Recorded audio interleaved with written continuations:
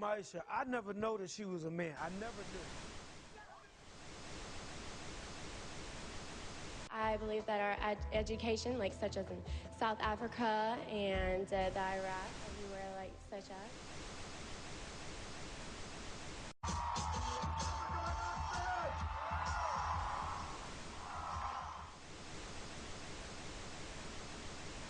Platform 8 for the 22-28 Southern service to Eastbourne via Lewis.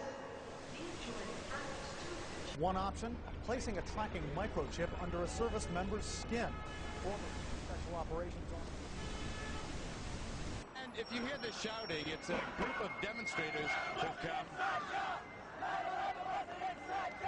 9/11 was an inside job.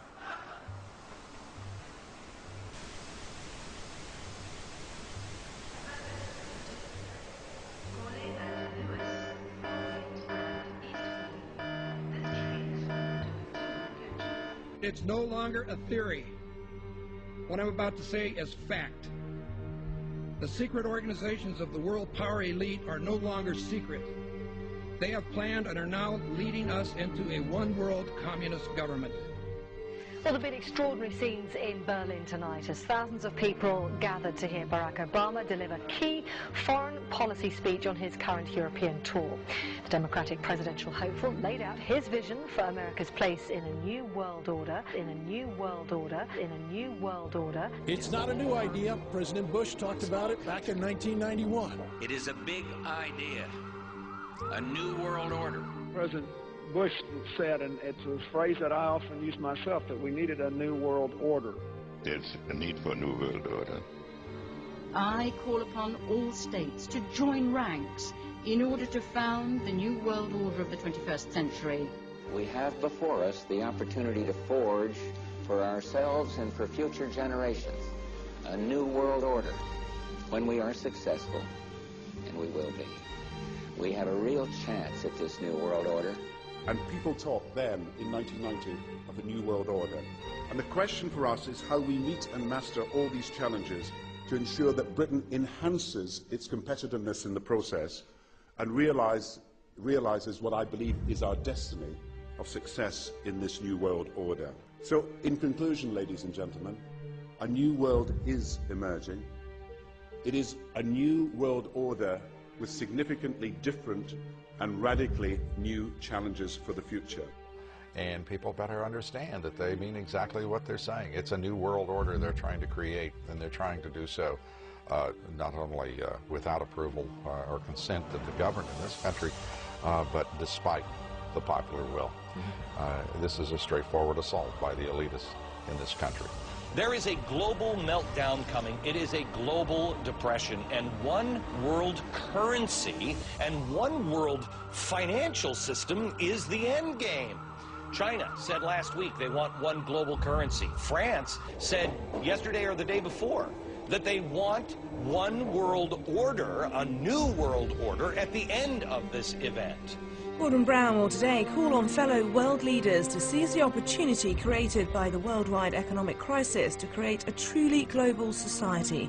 The Prime Minister will use a high-profile speech in the City of London to say that Britain, the US and Europe should join together to create a new, stronger and more just world order.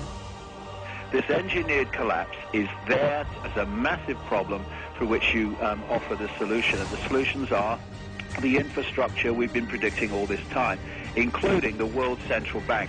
The goal of this manipulation, and has been for a very long time, is to get the world population to see as a good idea, or the only option in given circumstances that are manipulated into place, the creation of a one-world government, a world central bank which would administer all financial transactions on the planet, a world currency, and a microchipped population linked to a global computer. The wealthy elite who have the money and the power know that if they can create a one world global social system, that they can control the central authority.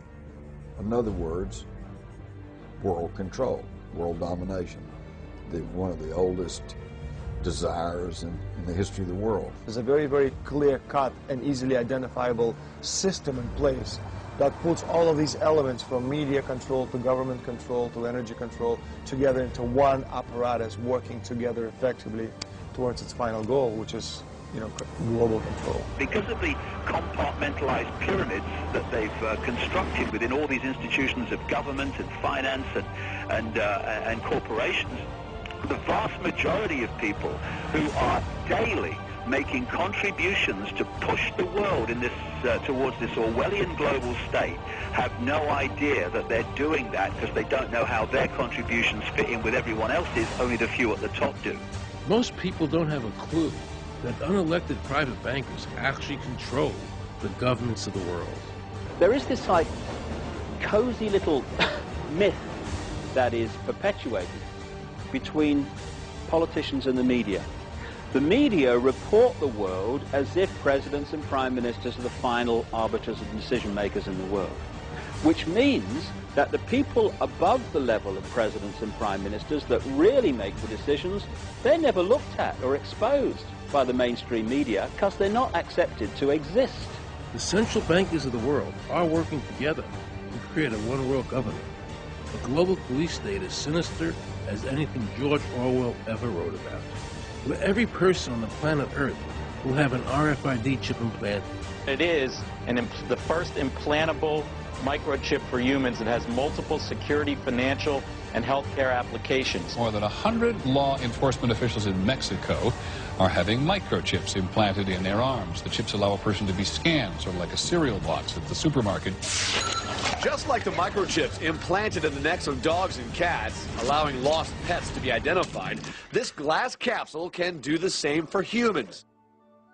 A chip in everybody would be the universal monetary system par excellence, because there'd be no escape from it, and you'd be totally under the control of those who issue the electronic impulses in that chip. The problem throughout human society is that the good men and women do nothing. They don't want power. They don't want control. They want to lead a leisurely life. They want to spend time with their family. They want to lead simple lives. But we are forced throughout society, and throughout history, and throughout human time to stand up against bullies.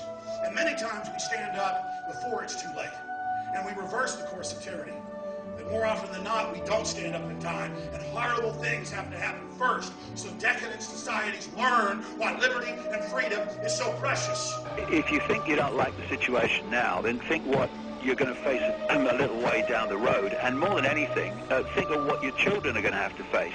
Because you think that we live in a controlled society now, this is nothing compared with what they are going to have to live in. So in terms of parents who are listening to this information, I would say this: go and look your children in the eyes and tell them that you can't be bothered, or you're too frightened to do anything about it. You're too frightened to get involved, too frightened to get involved in being another conduit for getting this information further and further expanded into the public mind, that you're too frightened to get together with others to stop cooperating with this system and to not be intimidated into coming into line, which is a bit like coming into line in a concentration camp and thinking it'll be okay. As long as you stay in line and you do as you're told, you'll be fine. And then you realize at the end of it, well, actually, it ain't fine. And if you'd have all rebelled earlier, then you wouldn't be in the situation you're facing now. The point of mathematics alone ought to let us see where the real power is here. There are billions of people, 6 billion, nearly getting on for 7 billion on this planet, who are being manipulated. There are, in full knowledge of what they're doing, a relative handful of those who are doing the manipulating to the end that we're talking about. They think they've beaten us. They think that they're going to have their way with us. And I'm here to tell them they're not going to have their way with us. We are going to defeat them. You guys aren't going to be able to get away with your New World Order, sir. Talk about Bill. You know what New World Order is. You will never get a New World Order. Never. National sovereignty will prevail. The New World Order is going down, sir. You can laugh. Wake up, people. Wake up. Research the New World Order. This is important. Look it up. Investigate it. Your New World Order will fall.